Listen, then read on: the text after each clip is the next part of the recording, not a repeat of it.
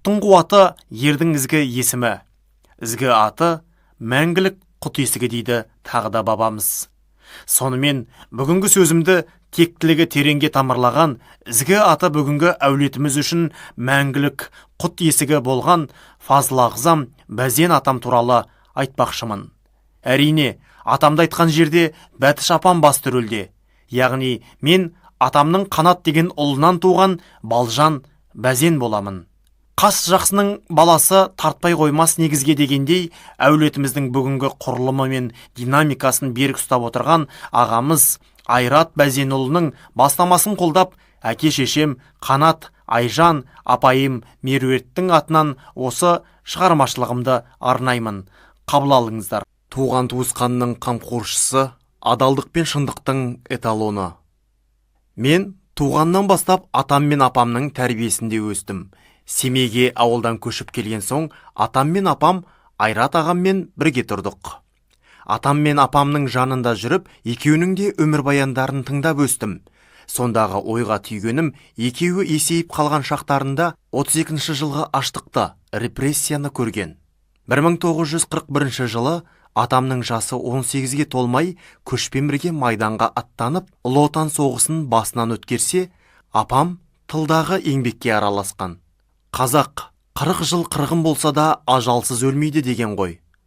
Атам 45 жылы соғыс аяқталған соң қиыр шығысты азат етуге қатысып, 1949 жылы елге бірақ оралған. Елге оралған соң апам Бәтішпен шаңырақ көтеріп балалы шағалы болады. 8 бала тәрбиелеп, ұлдары мен қыздарын адалдыққа, еңбекке, өмірге деген құштарлыққа үйретті. Барлығы жоғары білімді, халыққа қызмет етеді. Атам да, апам да біздің әулеттің тума туыстарының ата-баба тарихын, қашан, қай заманда қандай оқиғаларды бастан өткеріп, қайда қызмет етіп, қалай өмір сүргендерін әңгімелеп отыратын. Әсіресе атамның кім қай буыннан тарады, олардың ата-баба шежіресі қалай басталып, қай бағытта ұласады. Солардың өріс қонысы қай маңда еді, жер су атаулары, үрім бұтағы, бала шағасы, осының бәрі жадында жаттаулы жататын. Тарихтан сыр шертіп, тарихи тұлғалардың өмірін үлгі тұтып айтып отыратын. Күнделікті газет оқу ең басты жұмысы болатын. Теледидардан хабарды тыңдағаннан кейін көретіні спорт тақырыбы еді. Мақтыларды, білімді адамдарды, қолынан өнер келетін адамдарды құдайдай жақсы көретін. Өтірікті, қызғанышты, мақтаншақты, жауапсызды жек көретін. Анығына жетпей ғайбат айтпаңдар деп кім болса да жамандыққа жібере қоймайтын. Атамды көзі көрген үлкендер жақсылығымен елге тигізген шарапатын көп айтады. Жақсы әке балаға 40 жыл азық демекші, қандай жиындарға барсам да Бәзен мен Бәтіштің немересі екенімді білгендер, олардың жақсылығын немесе өзіне көмектескенін айтқанда бір марқайып қаламын.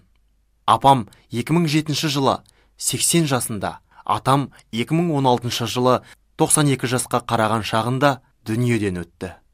Екеуі де әдемі қартая біліп, бойларындағы жылдар бойы тырнақтап жинаған қызметтің тәжірибесін сәттілікпен пайдаланып, зор абырой иесі бола білді. Ел ағасы мен анасы деген атақты өмірлерінің соңғы минутына дейін алып жүрген ардақты әке, асыл ана болып кетті.